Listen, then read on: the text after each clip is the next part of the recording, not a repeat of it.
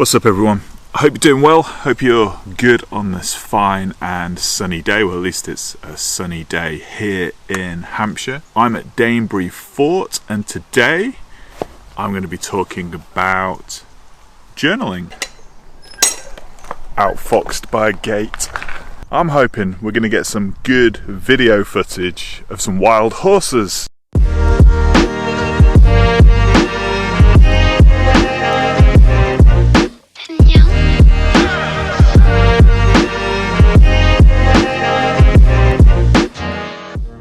Honestly, forget the wild horses. I don't know whether you can see in the background. Wild bulls. Well, this video could be a viral sensation, who knows, for all the wrong reasons. Today's video is all about the art of journaling. I've journaled for a long time, on and off. I found it very difficult to build the habit of journaling until very recently. Now, there's plenty of research to suggest that journaling is incredibly good for you. From dealing with depression, to dealing with divorce, to dealing with difficult times at home or at work. It's one of those sort of tools that's so low-key and sort of so basic that many people don't realize the power that journaling has. And in this video, all I'm going to do really is just explain how I do it and what I do it for and how I built that routine. So in a sense, I use journaling to get things off my chest and out of my head. You know, maybe it's a difficult day at work. Maybe the kids have been really sort of pushing all of those buttons that kids seem to know how to push so well. And journaling's one of those things that allows me to grab this notebook, a moleskin notebook and a nice pen, and to journal my thoughts, journal my ideas, get things out of my head, put things into perspective, deal with those emotions that can sometimes override us. Some of the most famous people in history have been avid journalers. I mean, the one that springs to mind really is Marcus Aurelius's Meditations, which was essentially a journal to himself, but in some respects it's become a guidebook for the modern Stoic philosophy. His journal was full of notes about how he could be better, whether or not he did the right and just things that day. And bear in mind, he was in charge of the Roman Empire at times when there was a pandemic and all sorts of wars and all sorts of stuff going on. So it was one of those sort of really trying moments, and the journal gives us an insight into who he is and how he dealt with some of those ridiculously difficult moments in history. And that's exactly what journaling is. It's about reflecting on who we are and learning, because learning is all about reflecting on the mistakes that we've made or the things that we've done. It's not just about acquiring knowledge, it's not just about acquiring information, it's about studying ourselves and reflecting and understanding. Did we do the right things? Could we be better? Can we do things differently? That's essentially what I use journaling for, is a sort of self-reflection.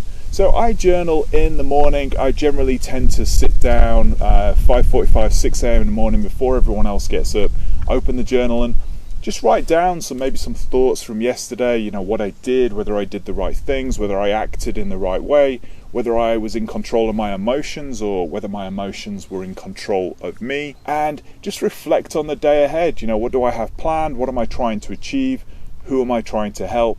And most importantly, who am I trying to become? A journal can take many forms. You know, mine is a written journal. I know of people that are using Google Photos, for example, to capture a very visual journey of their life. But for me, it's all about switching off electricals. It's all about focusing and being present with my mind, with what I'm feeling, what I'm thinking, you know, what's haunting me, what's challenging me, what do I want to try and achieve in this world. So like I say, I journal in the morning, but plenty of people journal in the evening, and no doubt plenty of people journal throughout the day. The core thing though is to try and build that habit, and of course I journal every day now. I struggled, but because I now try to force myself every day, got a routine, get up in the morning, cup of coffee, sad lamp on, sit and journal, it's become a routine, it's become a habit. So the key to journaling is to sit down and do it every day, so that you can build that pattern, that memory, that moment where I'm here and this is what I do, I journal. Once you've built that routine, it becomes this sort of like fabulous moment where you can sort of stop carrying things around in your head or in your heart and put it on paper and understand more about yourself. My journal is very unstructured in a sense. I just write the date at the top of the page and I just scribble what's on my mind. I sometimes use bullet points, I sometimes just jot massive sentences, sometimes it's just ideas, sometimes it's just one line of what I've been up to, what I've done, because frankly I'm not in the moment, I haven't reflected enough, I'm just not feeling it. But it's about keeping that habit going for me. And of course you can doodle, you can draw, you can do mind maps, you can do whatever you want. It's your journal. The thing is, it's not really for public consumption. I mean, nobody needs to read this journal. It's for me, and that's the benefit of it. It's a self-reflecting tool about you. So make it in the style that is resonating with you, of who you are. If you're a very visual person, use pictures. If you're a very wordy sort of person like myself, then use words. Whatever, it's just about getting things out of your head onto paper and being able to reflect on yourself. And the interesting thing about a notebook for me is it's a very tactile, physical thing. I'm a bit of a stationary freak, but I can go back and I can look at myself in the past and reflect on whether or not I'm getting better, whether or not there's a pattern that keeps re-emerging with my thoughts or, my emotions, or the inability to deliver some tasks that have just been gnawing away at me. And that's a really powerful thing, to be able to pick this up. Now, of course, like Marcus Aurelius, it's served future generations to actually become a book which is somewhat sort of a guide, a sort of principle guide, and a real deep insight into Stoicism. And so for me, it could be that my kids pick this up and they read about me and my life and, what was troubling me and how I worked through this.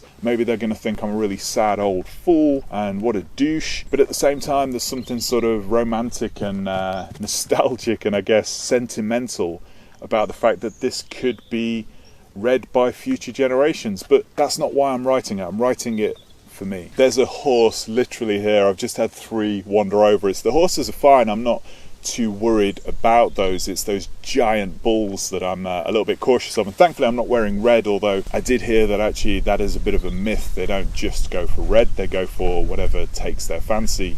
I'm looking quite smart today. I did put on some cologne, a bit of perfume, so fingers crossed they don't like me. So yes, this is a management blog. So yes, maybe we should reflect a little bit on what this means to be a manager. Of course, you can journal your day and your life as you as a person, but also you can journal some things about management. Did you have the right conversations? Did you face into that problem? Did you deal with that low performance? Were you the best manager you could have been that day? Bear in mind that anything that you put in there that is data protected, it's about your direct reports, it's about the process, it's about the business, it's about the customers. You probably should be storing that in a safe place. So think about the journal as a way to reflect on whether or not you're becoming the person you want to be. And if you're not, what can you do about it? And that's exactly what this is for, is to write down those ideas, those plans, those dreams, those visions, those critical self-reflections to understand whether or not you are the person you want to be. And that's really, for me, what journaling is. It's a way to reflect, a way to understand myself and to deal with the emotions and the challenges that are shifting me from the path I'm trying to build, from becoming who I want to become. And it gives me an opportunity to make some changes. It's also a great habit. I love it. It's brilliant. It's been very, very therapeutic. I mean, just the ability to get things off your chest and get things out of your head and get it into paper so you don't have to carry that stuff around with you. Awesome. I hope it's been helpful and useful. I hope it's been inspiring. I hope you've enjoyed the horses and the scenery and the B-roll. But you know what? The theory and the ethos behind cultivator management is that we will never be the manager who is more or less than us as a person. So if we want to be a great manager, we have to become a great person. And journaling to me has been that catalyst that's helped me reflect on, am I the manager, the leader that I want to be? And if not, why not? What can I do about it? So hope you enjoy it. Let me know in the comments. Let me know whether or not you journal, how you do it. I'm interested in all that sort of stuff. This horse is very curious. I think we should see if we can get a little bit of footage of this thing. They're very friendly here. Anyway, hold on. Anyway, hope you enjoyed the video. I am very much looking forward to seeing you in the next one. And of course, if you like the video, hit like, subscribe to the channel if you haven't already. What, are you mad? Have you not subscribed yet? And I'm looking forward to seeing you in the next video.